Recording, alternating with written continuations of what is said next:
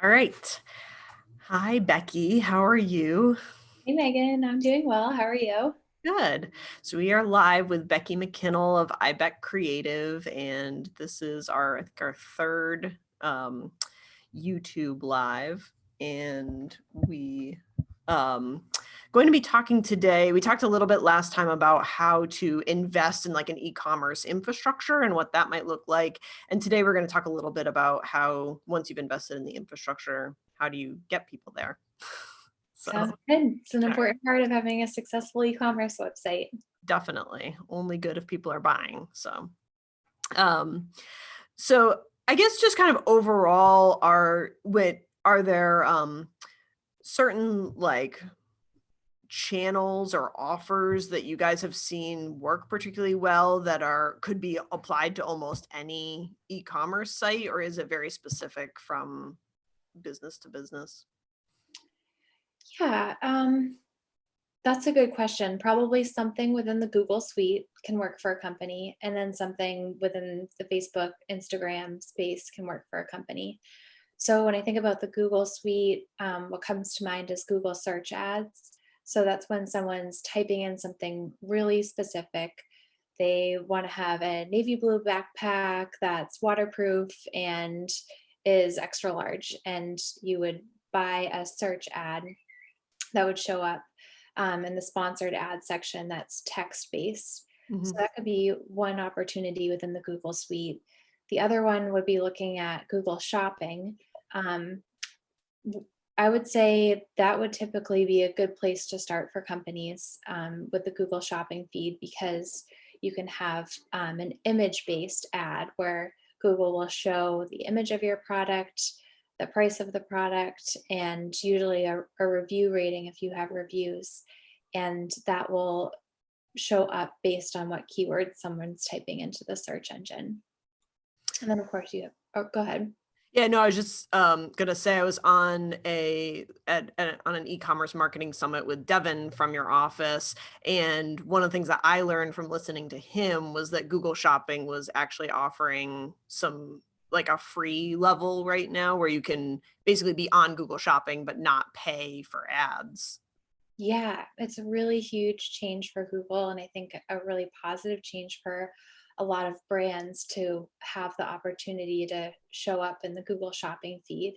So you can kind of think of it like similar to Google search results, where you have the sponsored ads at the top, and then below that is the non sponsored website links. It's going to be the same for Google Shopping, where you'll have the sponsored listings come up first in shopping, but then you would use your search engine optimization strategy to optimize your Google Shopping feed so that you'll be getting more visibility in the non paid Google Shopping feed. That seems really cool and almost like if you have not done Google Shopping yet, an easy way to just give it a try and see what it can generate for your business and kind of learn a little bit without before you invest a lot of money in advertising. Does it make sense to advertise or to go on Google Shopping if you're not prepared to spend advertising dollars, or is it, kind of like search engine results where you kind of need to be paying to get up to the top of the feed? I think it's a good building block for your site to have your Google Shopping feed in place.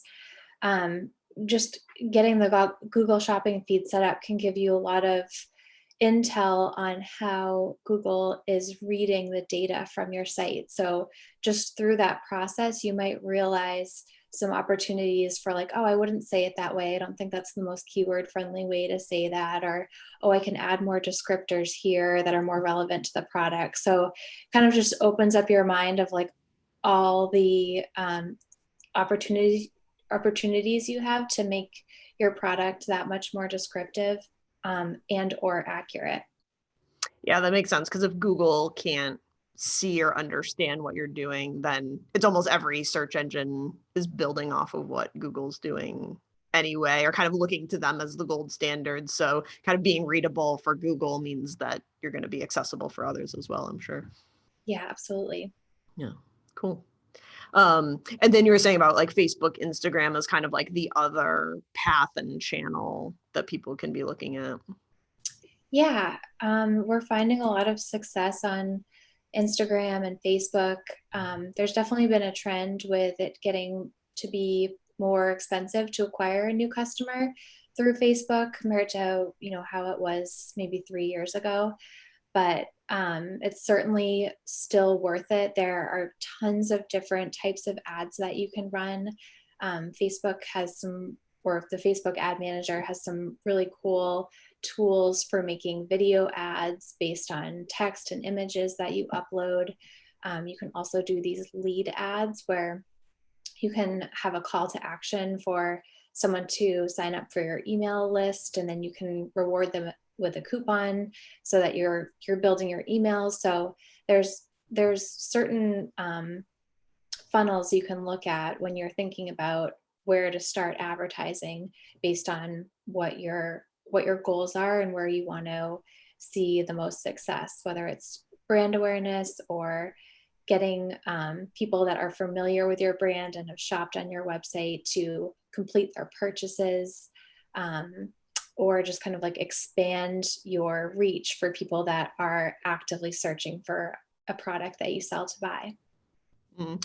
Yeah, I feel like one of the mistakes that we've seen people make, especially if they're fairly new or a little bit overwhelmed by all of those ad choices, is that they'll kind of default to letting Facebook make the ad choices for them, because Facebook kind of offers you like a path of least resistance of like, oh, do you want sales or brand impressions or engagement? And then you kind of like choose your own adventure, and then they basically like walk you through what your spend should be and what your ad unit should be. um, but at least we've seen a lot better return on investment if you kind of do the work of getting into the weeds and making some of those decisions on your own, and making some choices with some of the more unique ad units like what you described, and definitely like probably putting in more video. We see that kind of really helping to drive down cost per acquisition if you're using video and motion, versus just kind of doing like static ads that might be kind of like the Facebook default. Have you guys seen anything similar, or any other like tips there about how to kind of like how much you should let Facebook guide your spend, and how much you should get involved? Yeah, I mean, I think that is a really, really important thing to consider because Facebook will walk you through and create suggested budgets for you, and like before you know it, you're spending $700 a day when you had originally planned to spend $1,000 in the first month. So it can be confusing, especially when you're figuring out your audiences and like, so when you determine what your audience is that you're going to advertise to, like say for example it's women aged 45 to 60 living in the Northeast that are interested in um, handbags and have kids, like you can get that specific with your audience, and you may find out that Facebook suggests that in order to target that audience you want to be spending $700 a day. We'll stick with that example. Um, and it is possible to still create a successful advertising campaign by not spending that amount.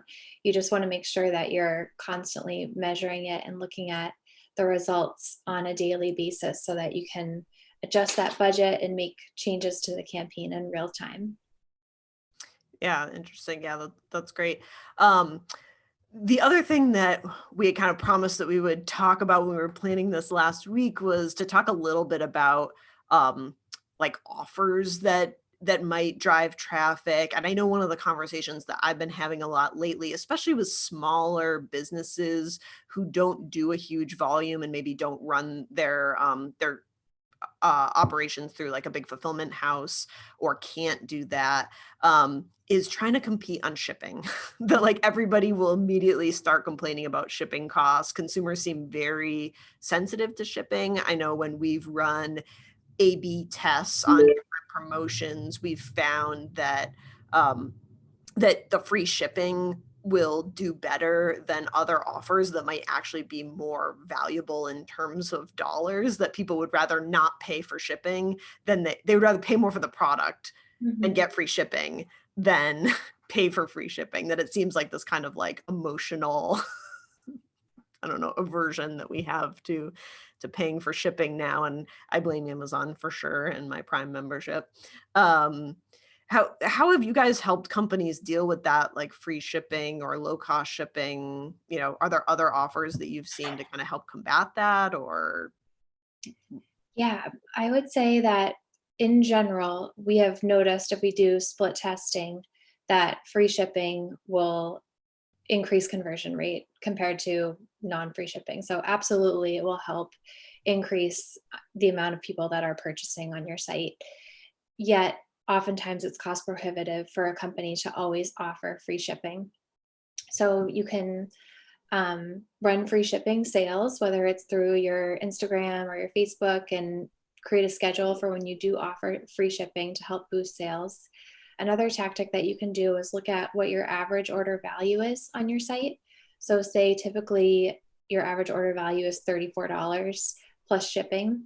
So, create an offer where you're offering free shipping for orders over $50. So Mhm. that way you're increasing your average order value and then um, incentivizing them by offering free shipping to help get them to finish that checkout process. Yeah, I love that. It's almost using that psychology in your favor. Like I just want the free shipping. I don't want to pay for shipping. And I found myself doing that for sure. Of like, Yeah, what else could I add to this to make the $35 threshold or the $50 threshold just so I don't have to see a shipping charge? Um, exactly. so yeah, that's great. Any other offers that you've seen work really well or for specific kinds of companies? Yeah. One interesting test has been 10% off versus $10 off. Mm, In the case that I'm thinking of, 10% off was more valuable than the $10 off, but the $10 off converted better. interesting. So there's something about like the whole dollar amount that Mm. people thought of, like having a $10 bill in their hand, or it just made it seem more valuable to use the $10 off offer. Yeah, it's really interesting. And I feel like all of this just really reminds me of something that I was underscoring the other day, which is just that like we think that we are logical purchasers. We like to think that we are so logical in our decision-making process, and it's just not true. It's like we don't do the math. We do make gut decisions and I think sometimes as you know, as marketers, we think like, oh, we have to offer the larger dollar value as opposed to thinking about like how do we need our customers to feel and what's going to make them feel the best about their Mhm. purchase. That's such a Um, good point. not necessarily just kind of what's going to give them the most money in their pocket because sometimes they are the same thing, sometimes they're not. But we don't always take that seriously. So it's a great reminder. Um, yeah. Do you have any questions or anything you've been thinking about?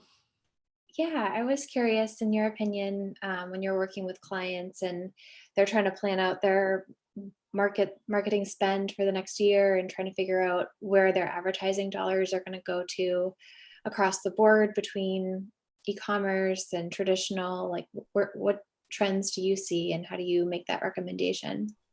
Yeah, I mean, overall, we try to really get our clients to be thinking about getting their marketing budget as close to a 60-40 split between brand and awareness building and lead generation as we can. So, as opposed to thinking about it as e-commerce versus traditional. Instead, we just really want to be thinking about it as awareness versus that kind of like pull through marketing. And the closer you can get to that 60-40 split, you really start to see like a brand lift. Your dollars actually start to become a lot more efficient if people are aware of you, they've seen your brand before, you've built trust, then when you run those lead campaigns, they convert a lot more quickly. You have a lower cost per acquisition. And also you find that you can kind of run like little promotions and then stop and just kind of do a regular email campaign that might not be costing you much of anything, and then run another promotion that you're really promoting, and you don't see the drastic drop off that you would. You see a much more consistent spend and kind of results. So that's something that we definitely look for. But I think overall, thinking of the e-commerce digital space as being much more, sorry, that's my dog. Oh no. Um, as being much more, that lead generation space, that kind of like immediate gratification call to action, and seeing more traditional mediums as being more brand building. But it also can sometimes come down to ad units as well. I mean, I think overall we're seeing more and more dollars being spent digitally.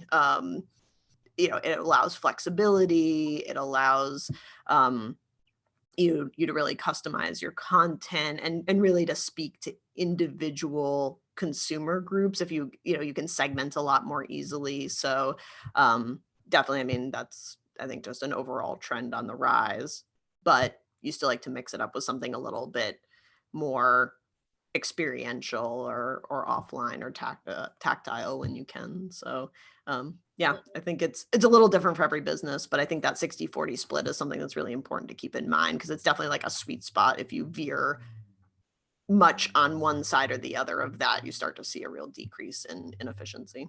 Hmm. But anything else on your mind when it comes to driving traffic or effectiveness? Or I think another big opportunity is with email marketing, to make sure that you're using your email campaigns and automation with email to get the most out of your digital advertising spend. So, the more you can build your email list and communicate with your existing cohort of people that already know and like you, that will absolutely help with your ongoing e-commerce sales.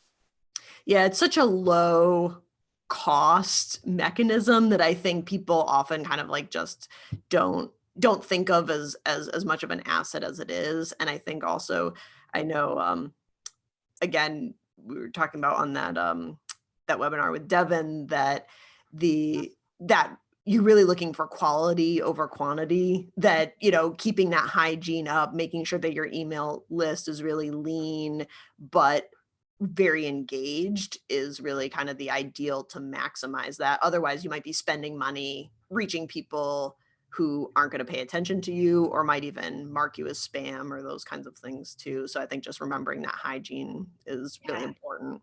for There's sure. kind of that, again, going back to the emotional, there's that like hit of like, oh no, somebody unsubscribed. But it's like, if they don't want to hear from you, you're better off not wasting time and money spent talking to them. So um, the other thing I was talking with a company about the other day was also the concept of, maybe, especially right now when everybody's kind of looking for creative ways to um, get new sales and find new customers, that it also could be a place where brands might want to find somebody who's already talking and has brand equity with a customer base that they're interested in acquiring, and kind of like sharing lists, basically saying like, I'll promote you to my list if you promote me to yours, and helping that, finding those affinities of like, oh, if you like us, you might also like them. That could be, again, just like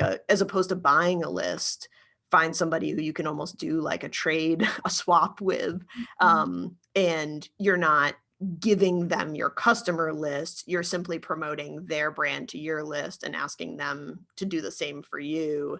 And then if somebody buys, then obviously they have the opportunity to speak to them. But I think that could be a great opportunity for some of the smaller brands who might have a small but very like niche targeted list, that could be really valuable to another company or brand. And they might have some, that brand might have that equity that they can share as well. So just something to keep in mind. Yeah, I think that translates really well to social too for different collaborations, whether it's for a giveaway when brands collaborate to mix and match their products and gain new followers and new email addresses. A company that's doing a giveaway could easily set a ad campaign up after the giveaway is over, targeting their Instagram followers or their Facebook followers with more of that brand awareness messaging that you were referencing earlier, and then set up a conversion campaign to turn them into potential customers. So, certainly a lot of ways to take things that are happening in one arm of the business and then expand them into an ad campaign to make the most out of what you've already started. Yeah, yeah, that's a great idea to translate the social. I've seen a lot more takeovers and things like that, where brands might kind of take over each other's feed or be guest posts, and I think that it's a great way um, to talk for companies to collaborate if they have that same target audience. Seems like a no-brainer, and an opportunity to provide value to the customer. I think people enjoy learning about new brands. You have those exploratory customers who are looking to try new things, and especially for small businesses or niche brands, you know, their customers are particularly both loyal but also like to know like brands. Yeah, yeah, absolutely. Yeah, kind of a win-win. Um, okay, great. So I think we're at time, but thanks so much for being on again, and I look forward to speaking with you again soon. Thanks, Megan. It was great to catch up. All right, take care. Bye.